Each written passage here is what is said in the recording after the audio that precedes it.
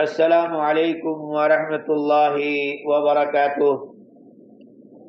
بسم اللہ وکفا وسلام علی عبادہ الذین اصطفى، اما بعد۔ عن ابی ہریرہ رضی اللہ عنہ مرفوعا اذا توضأ العبد المسلم او المؤمن فغسل وجهه خرجت من وجهه كل خطيئة نظر إليها بعينه مع الماء أو مع آخر قطر الماء أو نحو هذا، فإذا غسل يديه خرجت من يديه كل خطيئة بطشتها يداه مع الماء أو مع آخر قطر الماء، فإذا غسل رجليه خرجت كل خطيئة مستها رجلاه مع الماء أو مع آخر قطر الماء حتى يخرج نقيا من الذنوب۔ رواہ مسلم۔ میرے اسلامی بھائیوں اور بہنوں،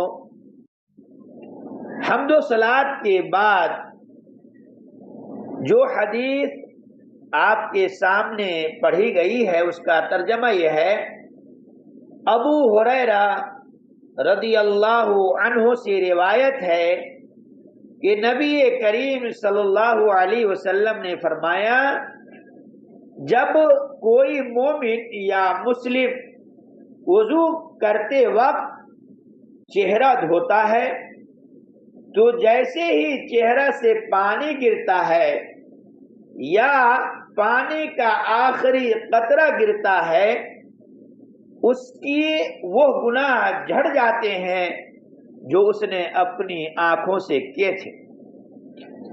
جب وہ ہاتھ دھوتا ہے تو جیسے ہی ہاتھوں سے پانی کے قطرے گرتے ہیں یا پانی کا آخری قطرہ گرتا ہے تو اس کے وہ گناہ جھڑ جاتے ہیں جو اس نے اپنے ہاتھوں سے کیے تھے۔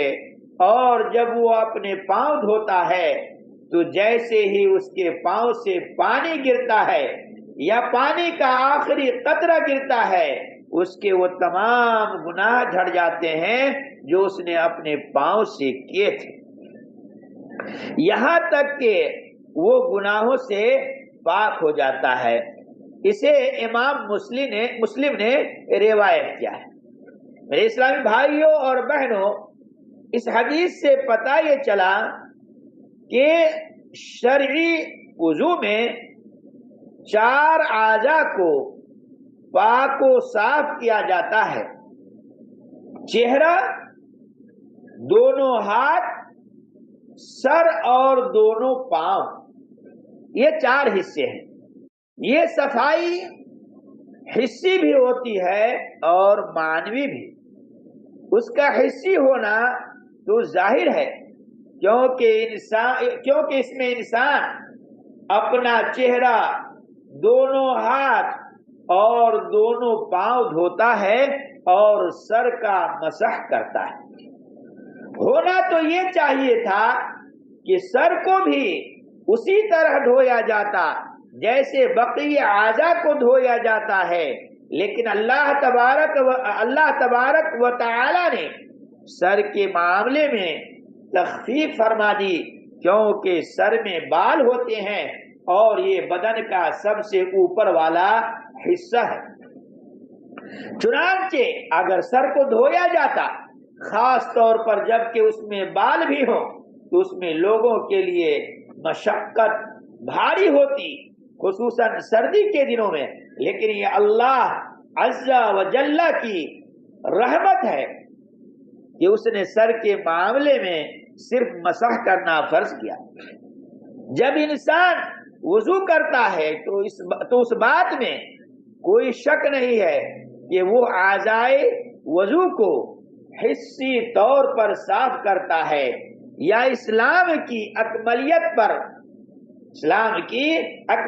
پر دلیل ہے کہ اس کے ماننے والوں پر فرض کیا گیا ہے کہ وہ ان اعضاء کو صاف کریں جو اکثر ظاہر اور کھلے رہتے ہیں، اور طہارت معنویہ سے مراد ایک مسلمان بندے کا گناہوں سے پاکی حاصل کرنے کا عمل ہے۔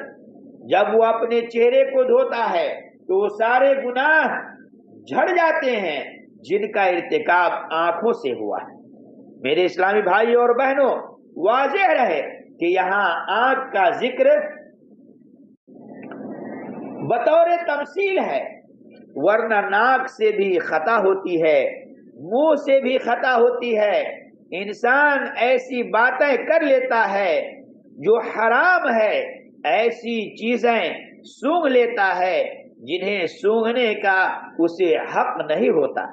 لیکن آنکھ کا ذکر بطور خاص اس لیے ہوا ہے کہ اکثر گناہ آنکھ سے ہی سرزد ہوتے ہیں، اور اس حدیث میں گناہوں کی معافی سے مراد صغیرہ گناہوں کی معافی ہے، جبکہ کبیرہ گناہوں کی بخشش کے لیے توبہ ضروری ہے۔ اللہ تعالی ہم لوگوں کو ان ساری باتوں پر سن کر عمل کی توفیق عطا فرمائے، آمین۔